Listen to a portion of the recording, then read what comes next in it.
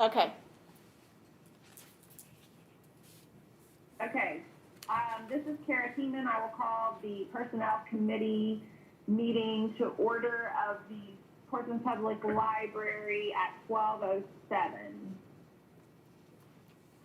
The first item on the agenda is the sick leave policy. Paige, do you want to go over that quickly? Yes, the board had looked at that a couple months ago, and pending legal counsel's review. And legal counsel had come back with a couple of questions, both regarding some state rules regarding the transfer of sick leave and payout of sick leave upon retirement. And I had contacted the Ohio Library Council, who had had a legal opinion done by a firm in Columbus, and which stated that libraries were not under those rules. So I sent that on to Danielle, and she concurred. So we pulled those two paragraphs out, but we did leave in the other two paragraphs, which is just, the wording is, there's really no changes. The wordings are just a little bit of a clarification. Okay, so in the main board meeting, we'll just need to approve that. Correct. I just have one question before we leave this. On the revised update with legal opinion on that page, Yes. under number 11, proof of illness such as a doctor's excuse may be required when the board believes absence to be excessive, chronic, patterned, or abusive. I don't have any problem with that other than to say we as the board are certainly not going to be monitoring or reviewing the employees' leaves, correct? I mean, that's not what we want to do.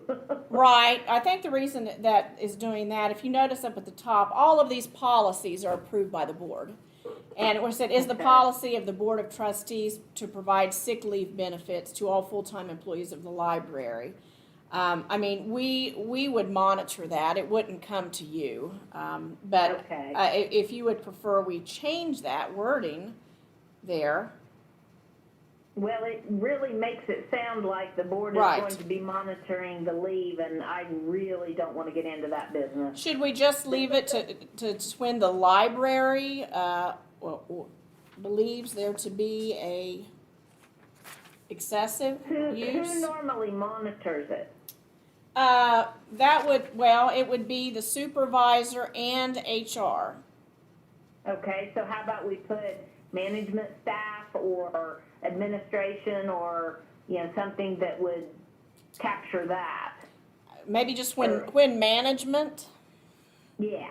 Want to do that when the management or when management believes? When management believes absence to be excessive. Okay. I think that would make me more comfortable just because, I've already got a building full of 75 people that I monitor. I don't want more.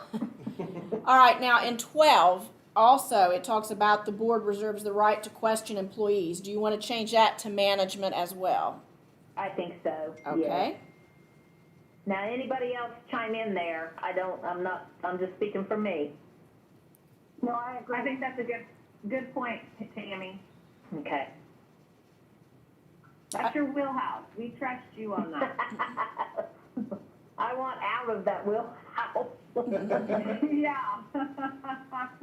When it goes on down and it says the board reserves the right to investigate allegations of sick leave abuse, that you want that management as well. Management, yeah. Okay, yeah. All right. And I think that makes perfect sense, Right. You read through it, because management would have the right to do that. Okay, all right, we'll make those 3 changes then. So, Paige, can we do that still in the main meeting, just say as amended? Oh, yes, that's fine. Okay. Good. Yes. Okay, that's what I'll do in the main meeting then. Okay. And then the other item, Humana, back up. no?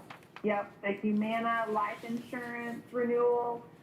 That's basically just a new contract that's increasing from 16 cents to 18 cents per thousand. Are we happy with their service? And want to continue that, I assume, Paige? Yes, as far as I know, as long as I've been here, I think we've used it 3 or 4 times. It only is used if there is a death of a current employee. Yeah. And Okay. so I think we've used it 3 or 4 times, and there has never been an issue with the payout or process. Okay. Well, that sounds good. Any other concerns on those? Okay, I will adjourn the Personnel Committee meeting. Okay.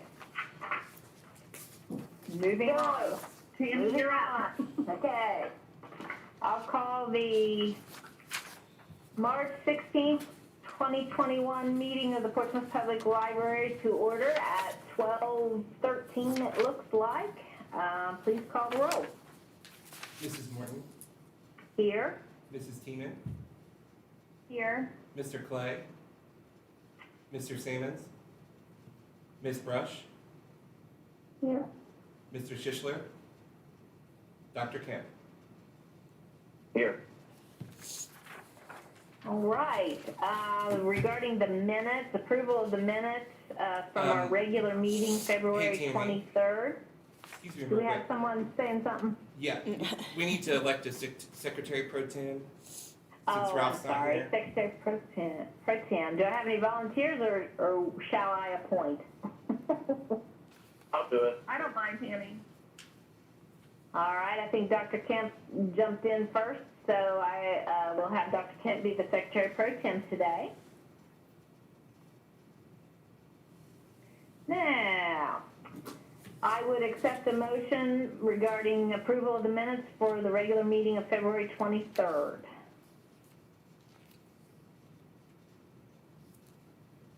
So moved, Kara. Thank you, Kara. Do I have a second? I'll second. Thank you, Charles. Any discussion? All in favor? Signify by saying aye. Okay. Any opposed, say sign. All right. We have the minutes. All right, let's talk about the financial reports.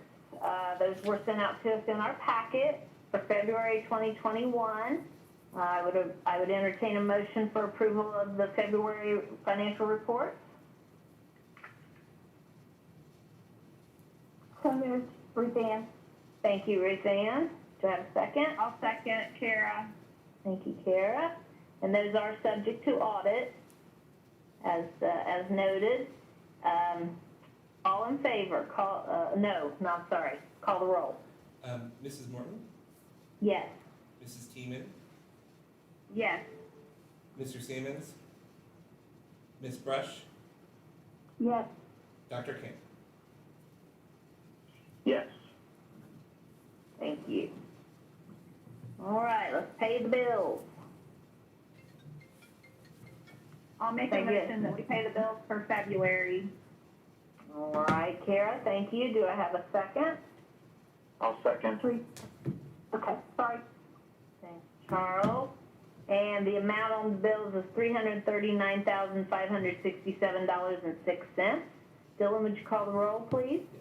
Yes. Mrs. Morton, Yes. Mrs. Tiemann, Yes. Ms. Brush, Yes. Dr. Kemp. Yes. Thank you. All right, budget, audit, and expenditures. Has Ryan joined us yet?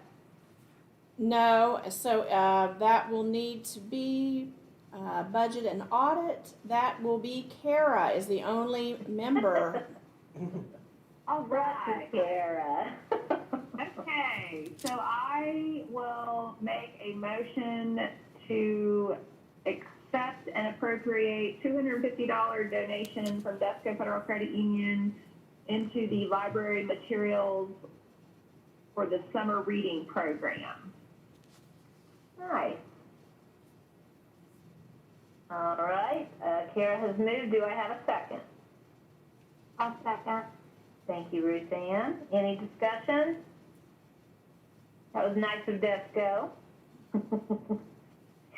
There you Call the go. roll. Call the roll, please. Mrs. Morton, Yes. Mrs. Teeman, Yes. Ms. Brush, Yes. Dr. Kemp. Yes. So the next item on the agenda, Dylan sent us out, in an email this morning. And Dylan, you can correct me if I'm wrong, but basically Fifth Third, we have an account with Fifth Third that I'm gonna say we don't use, correct, Dylan? Correct. It's for historically. And it's- basically, it's been a fee-free account, and now they're gonna start charging us fees. So we basically want to close that account with Fifth Third and move it to our Star Ohio account. Did I say that correct, You Dylan? got it. You got it. So, does anyone need any more explanation on that? I don't think there's any reason to keep it at Fifth Third since we're not using it. And I don't want to be charged fees. Correct. Dylan, my only question would be the funding type that is in, or the funds that are in that account, transferring it to the other Star Ohio account. Is there any problem or issue with the type of funds? You know, we want to put apples into apples and oranges into oranges. Right. So that's what I discussed with the auditor of state. Basically, what I could deduce was that this account was originally opened as a debt service account for the loan that was taken out when the west and east wing were put onto the main building. And then the account was just left open and basically became part of the general fund. And that historically has just been used as an interest-bearing investment account, if you want to call it that. And now that we're getting these fees, that's why my recommendation is to switch it over, because at this point, the fees far outweigh any potential interest we would have. Gotcha. Okay. So Kara has moved. Do I have? I'll make the motion to close the account and transfer the balance of $143,714.62 and any additional return fees to our account held at Star Ohio. Excellent. I'll second. Thank you, Charles. Call the roll, please. Mrs. Morton, Yes. Mrs. Teeman, Yes. Ms. Brush, Yes. Dr. Kemp. Yes. Property and Extension, Ruth Ann. I will pass that to Paige. I just wanted to let you know, last month that the board approved allowing a legal ad for the statement of qualifications for civil and structural engineers to start dealing with the erosion issue at the Lucasville branch. So on March 19th, which is this Friday, the ads will run in the Portsmouth Daily Times and the Chillicothe Gazette. And submissions of the qualifications will be accepted through April 2nd. Just wanted to give you an update on that. Okay. Is there a need for any motion for that? That's just informational. That was informational, yes. Okay. I'll report back what submissions we received at the April meeting. Great. All right. Thank you very much.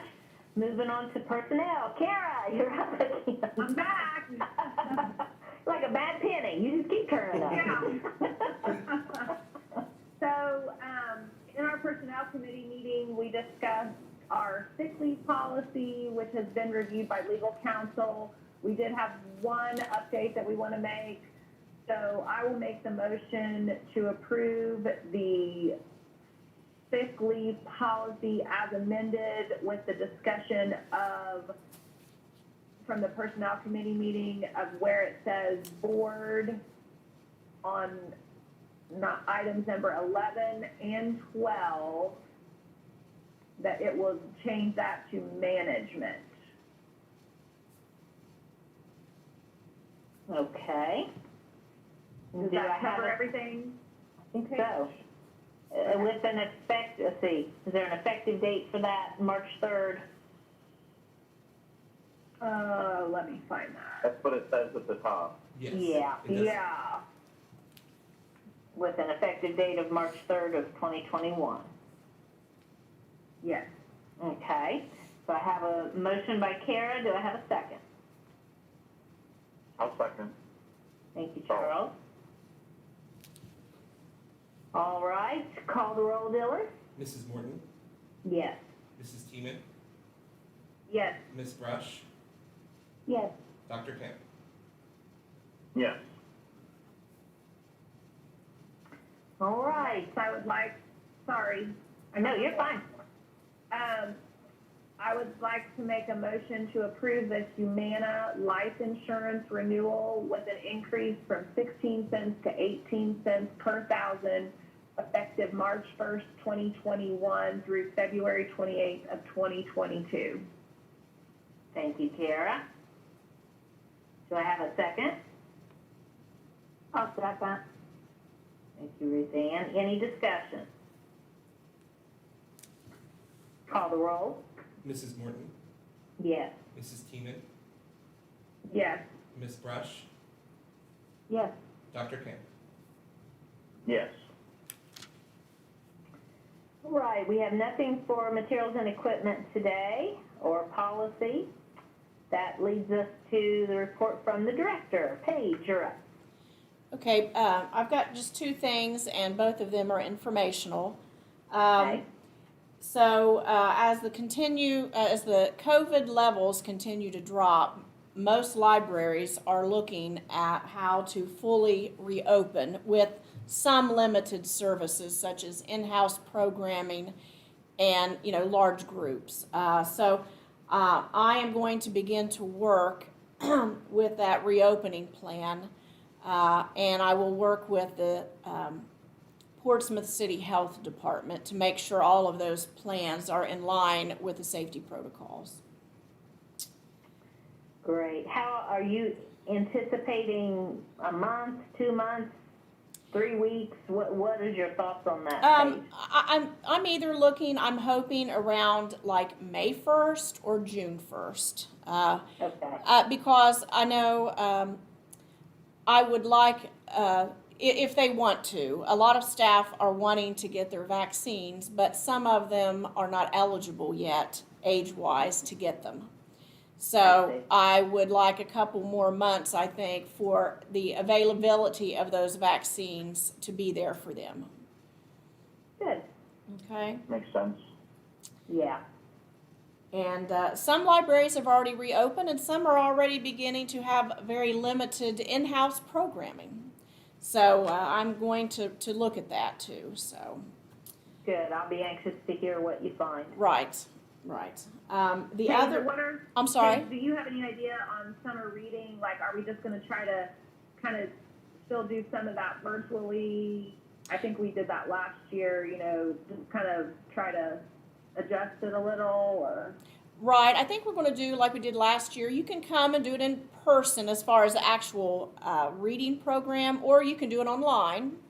One of the things that we're looking at is, can we safely offer a few outside activities?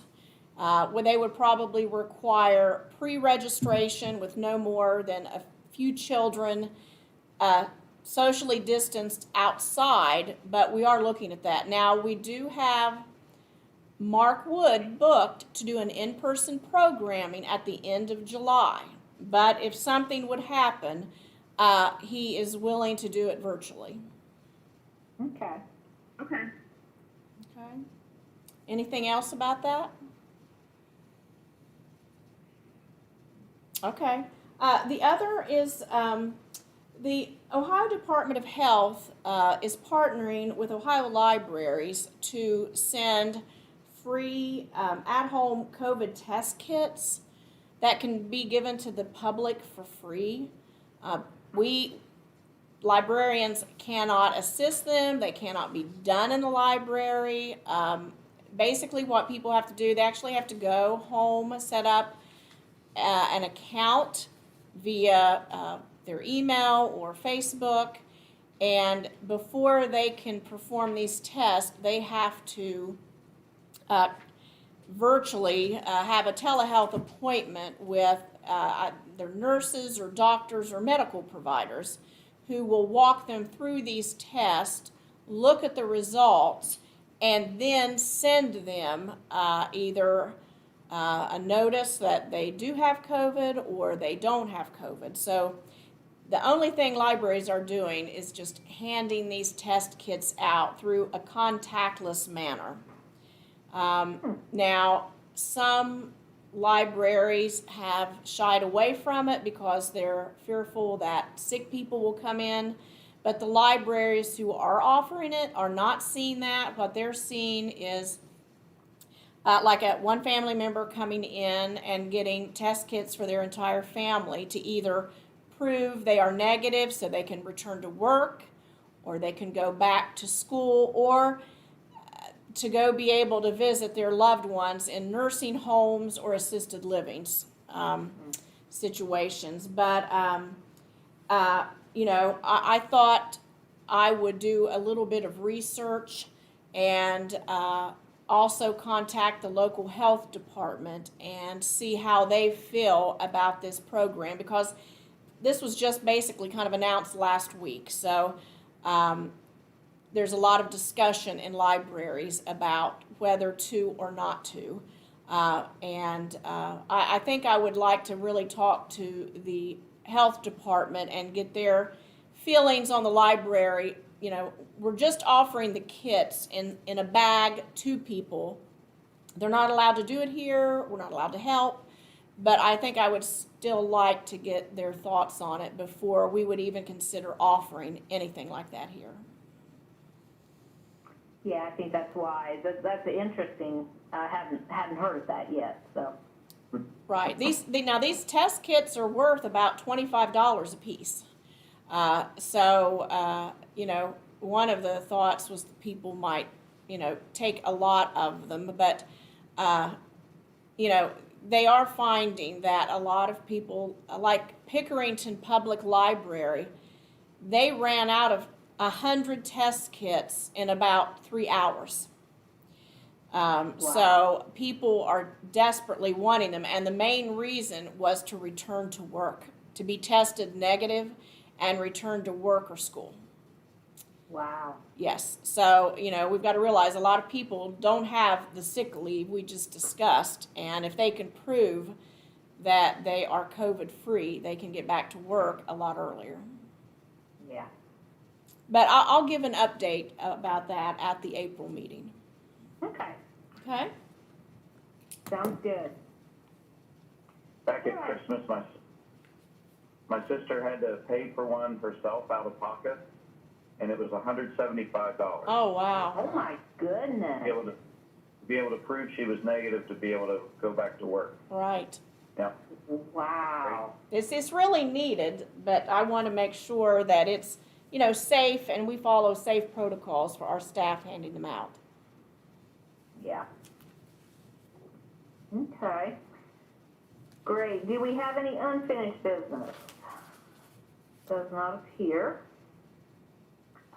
New business, excuse absent board members. That would be Ryan and Dr. Sischler And Ralph. and Ralph. So can I get a motion to excuse them? So moved. Thank you, Charles. Second? I'll second. Thank you, Kara. All in favor, signify by saying aye. Aye. Any opposed? Do we have any public comment? No. All right. Anything else for the good of the order? And I will accept the motion to adjourn. So moved. Second.